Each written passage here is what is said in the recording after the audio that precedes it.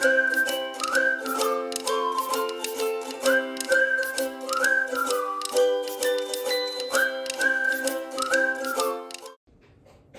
everybody, welcome back to That French Teacher Mom Life. So today I thought I would do a little bit of a different video and talk about systems that I have in place for clothes, books, and toys for my two kids, Evie and Noah. So I thought I would start in my living room, which is kind of where we hang out the most.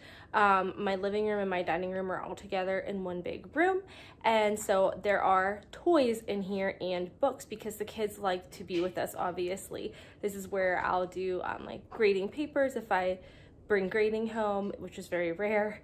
If I have any type of work to do, if James has any type of work to do, it happens in this room. So the kids are always here as well, folding laundry, whatever it may be. So first of all, I will start with the toys, and then I'll show you my books, and then I'll talk about like the systems I have in place. Okay, so first of all, you can see my toys here. I have one bin of toys, and then obviously a bunch spilling out. Here comes Evie, hi cutie.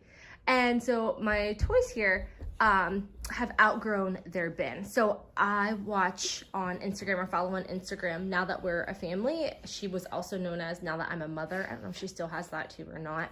I don't keep track of all that stuff. But anyway, so she had Now That We're a Family, and she has a system in her house where if your toys outgrow the storage space you have allotted, it's time to get rid of toys, not grow your storage space. So basically, don't let toys take over your storage areas in your home. And I really love that. So what I've been doing is when our storage spaces are maxed out, we get rid of stuff. I usually donate to our local urban mission, or I will sell them at a consignment store. So it just depends on the condition of the toy and things like that, whether or not I think it'd be better donated. So that's my system for toys in here is our bin. Now I'm really excited because we're waiting for a bench, and this bench will be 4 feet long, and it'll have compartments in the bottom, and you can sit on top, and then underneath will be all the toys. And so that will be here in June. We're having it custom made by the Amish, so I'm really excited about that. My toys are overflowing out of this bin. So there's that. Okay, so ignore the TV in the background. Evie's watching Dino Ranch. My bin is actually a drawer for books. So let me show you this. This is where I keep their books in the living room, and then we also have some kids' movies. And this is kind of empty right now because the kids have taken some books out, but this is our book drawer. And so we do a rotation every month or every 2 months. We rotate books out of here back into their closet, and then bring new books out here.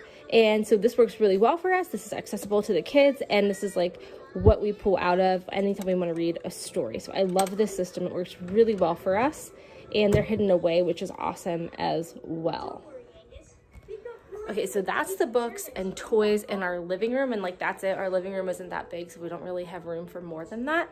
And then I will show you guys, this is like technically our guest bedroom, but I have one bin of like stuffed critters in here. So this is dollies and stuffed animals, and I'll just show you that. It's just like, I think it's supposed to be like a laundry basket or something. I don't really know, but it works for us, and that's where we keep stuffed toys and dollies and things like that. And again, it's accessible. So one of the rules that I heard, I think from Now That We're a Family, is a lot, not only space, but also time. So like, what is the amount of time you want to spend cleaning up toys? Because yes, you can teach your kids to clean up their toys, but toddlers don't always listen, and they don't always know like where stuff goes. The time that I've allotted is like 5 minutes per bin. So if it takes me more than 5 minutes to clean up the living room, more than 5 minutes to clean up the guest room, more than 5 minutes to clean up their bedroom, then it's time to do something. It's time to either reorganize, or it's time to get rid of stuff, because I don't want to spend all my time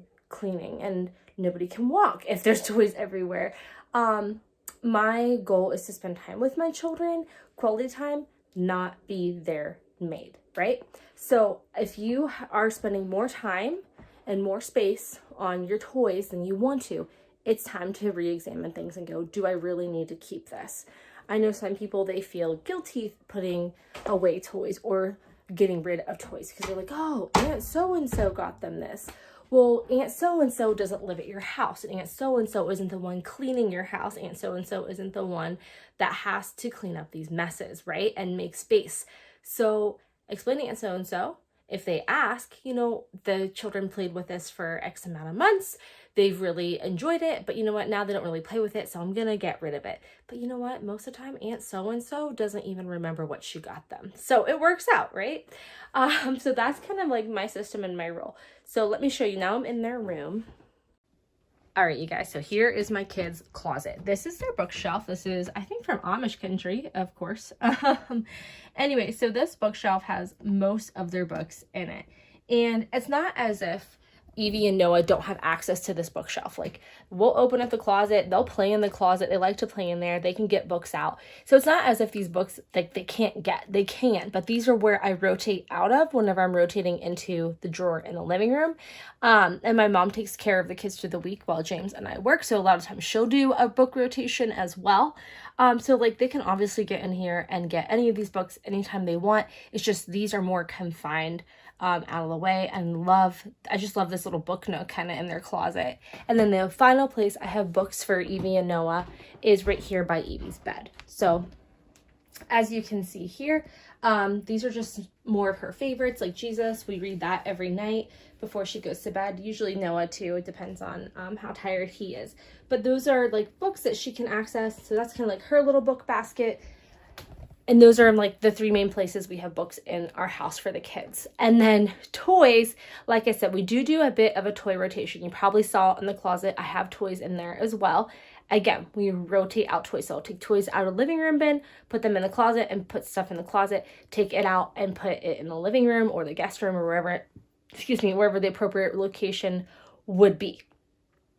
So in their room, we have their Phonasium, which they absolutely love this. This was their big Christmas gift this year. Highly recommend. These are handmade in Indiana. So you're supporting a US-based company, and they're extremely durable. They do not come assembled, but it only took us 20 minutes to put this whole set together. I love the neutral color. I love that. You can see it's kind of dirty. I can just take a wipe and I can just wipe this baby off, and it's good to go. And the kids love this. Okay, and then we have a basket of blocks. These are foam blocks. We have our Fisher-Price Little People collection. And again, this is so easy to clean up. These blocks take me less than 2 minutes to throw in the basket. Fisher-Price Little People, we have our bin here, and they have like the house, the nursery, they have a construction set. So we just put all that together, then they can both play with it.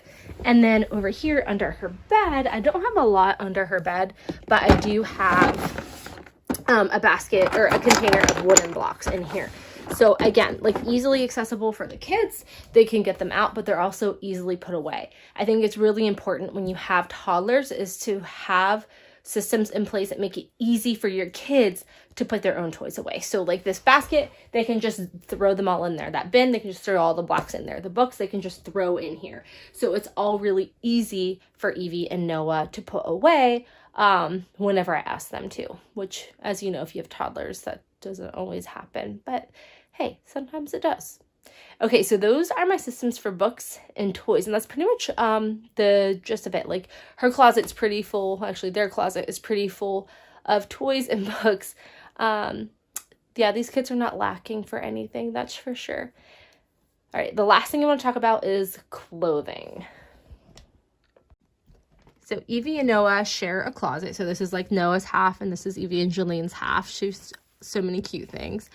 So this is where I hang up stuff that doesn't really fit in the drawer well, or doesn't roll well, or that I don't want wrinkled. So that's where I keep their clothing. But let me show you like a little system I have, and that is this bin right here. This little gray bin. You can kind of see it back there. This needs organized a little bit better. But that gray bin is where I keep their stuff that's too big. So that right now has a bunch of stuff for summer in it. It has like size 4 for Evie and Jalene, and some 18 and 2T for Noah for this summer. And so that is ready to go. And whenever the weather gets warmer, I can just pull the stuff out of there, cut tags off, wash it, and we're good. And some of it's already washed. And then in here, in their dresser, this drawer is Noah's. And I have just all his winter stuff that fits him right now. He is like kind of tiny, because he still has 12-month stuff that fits him, and he is 17 months old. And then I have Evangeline's drawer down here. So this is like her socks and underwear and her clothes. And then the bottom drawer is bedding and the top drawer is pajamas. And so that's the stuff that fits them right now. And then, like I said, in the closet, I have stuff that they will fit in. So what do I do when they outgrow stuff?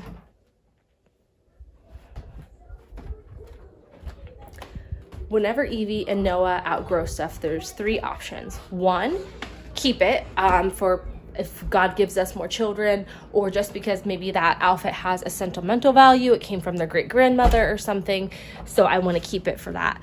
So the second option, I'm going down the basement stairs, so it's like kind of dark. The second option is to donate the clothing, right? So to charity or something like that. And then the third option for clothing is to sell it on consignment, usually Once Upon a Child or Kid to Kid, or I've even sold some stuff online successfully. But let me show you my system. My basement's kind of messy, but whose isn't? I'll show you this.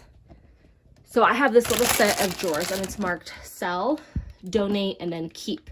And then I have a couple bins for clothing that I'm keeping, so these will eventually get transferred out. When this drawer is full, I'll transfer it to the keep bin, and then when the donate and sell bins are full, I will take them to consignment or the local charity and get rid of those. So that's kind of my system for clothing.